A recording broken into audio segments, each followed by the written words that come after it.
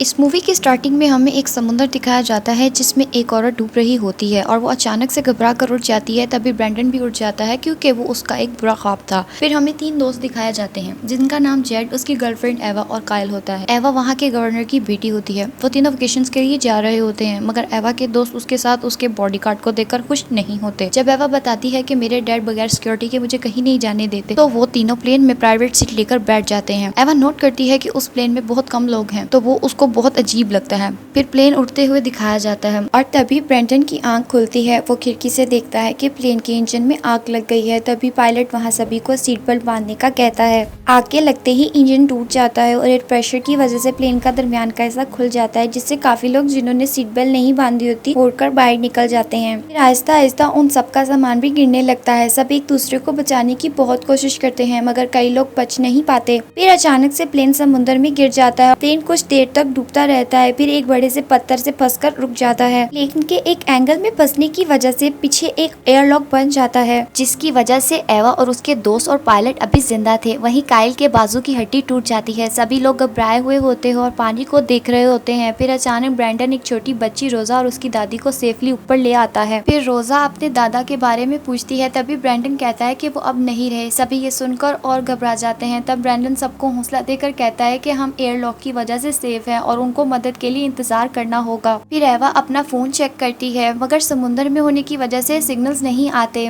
वहाँ पायलट कहता है कि प्लेन के क्रैश होने से पहले हमने हेल्पलाइन पर कॉल कर दी थी, जल्द ही वो मदद के लिए आ रहे होंगे। फिर ब्रेंडन कहता है कि इमरजेंसी के लिए ऑक्सीजन टैंक होना चाहिए जिसपे पायलट कहता है प्लेन के पीछे 2 टैंक है मगर वहाँ पहुँचने पे वो खाली मिलते हैं। उसी दौरान रोजा की दादी कहती है कि एक बंदा था जिसके पास एक ऑक्सीजन टैंक था। फिर ब्रेंडन पानी में जाके वो टैंक लाता है मगर वो खिड़की से नोट नहीं करता कि बाहर कुछ है। जब भी वो और दूसरी चीजों को लेने के लिए आगे बढ़ता है तभी एक शार्क उस पर हमला कर देती है और उसको काट लेती है। वो अपनी जान बचाकर किसी तरीके से वहाँ पर पहुँचता है और सबको अपने जख्म दिखाता है और उसी दौरान वो सामान पकड़ा रहा होता है तो उसको फिर से पीछे को खींच लिया जाता है। सबको वो शार्क नजर आती है और सब बहुत ज्यादा डर जाते हैं। डर के सभी लोग दूसरे एरिया में छुप जाते हैं और मदद का इंतजार करते हैं। तभी एक हेलीकॉप्टर दिखाया जाता है। उसमें बैठे 2 लोग हर तरफ प्लेन को देख रहे होते हैं मगर उनको कुछ नहीं दिखाई देता। दूसरी तरफ एवा और सब लोग बहुत डरे होते हैं क्योंकि शार्क बार बार प्लेन में टकरा रही होती है जिससे प्लेन फिसलकर और गहराई में चला जाता है और फिर एक पत्थर से जाकर फंस जाता है। सब बहुत ज्यादा डर जाते हैं क्योंकि प्लेन में अब पानी टपकने लगता है जिससे प्लेन में काफी ज्यादा पानी आ जाता है और इस वजह से प्लेन ज्यादा देर तक रुका नहीं रह सकता। फिर सभी मिलके कहते हैं कि सिवाय तैर के जाने के उनके पास और कोई ऑप्शन नहीं है। हमें शार्क का ध्यान बटाकर कुछ न कुछ करना होगा। जब भी रोजा कहती है कि शार्क को बबल्स पसंद नहीं है। फिर कायल कहता है कि प्लेन में कुछ स्कूबा डाइविंग के लोग थे, यहाँ उनके पास वो ड्रेस होंगे। फिर पायलट कहता है कि वो बैगेज होल्ड में है। दूसरी तरफ हेलीकॉप्टर में कुछ 15 मिनट का फ्यूल बाकी था। तभी उनको प्लेन के कुछ हिस्से तैरते हुए नजर आते हैं। जब भी 2 बंदे पानी में छलांग लगाते हैं और नीचे जाते ही उनको वो प्लेन मिल जाता है। वहाँ सब उनको देखकर अपनी तरफ बुलाते हैं। उन दोनों में से एक प्लेन के पास जाता है मगर देखते ही देखते शार्क हमला कर देती है और उसको मार देती है। फिर वो लोग दूसरे बंदे का इंतजार करते हैं मगर ना आने की वजह से वो सभी समझते हैं कि वो बंदा भी मारा गया है। फिर बाहर खड़ा हेलीकॉप्टर काफी इंतजार के बाद कम फ्यूल होने की वजह से वापस लौट जाता है। एवा उस दूसरे बंदे के टैंक को लेने के लिए पानी में उतरती है मगर उसको वहाँ कुछ नजर आता है। इस वजह से वो वायर वापस आ जाती है।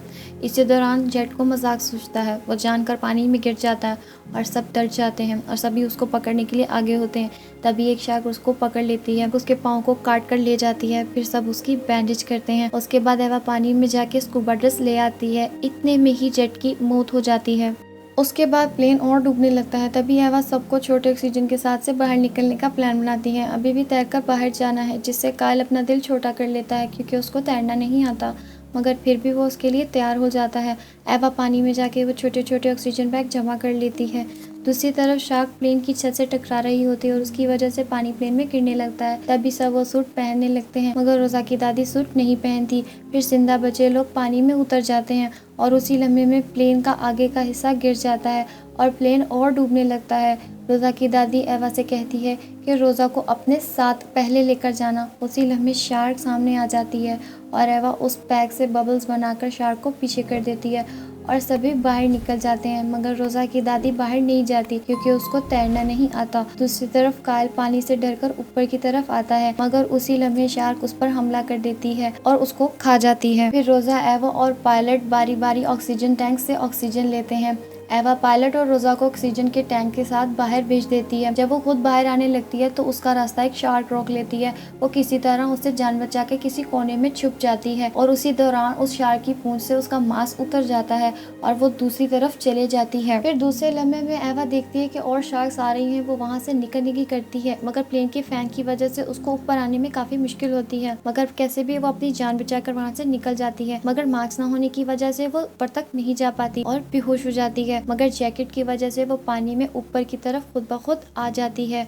उसके बाद उसको होश आता है। जब एवा दूसरों को देखती नहीं तो डर जाती है। फिर हेलीकॉप्टर आता है और उसे बचा लेता है। जब वो उसमें जाती है तो उसमें पायलट और रोजा को देखकर खुश हो जाती है कि वो सेफ हैं।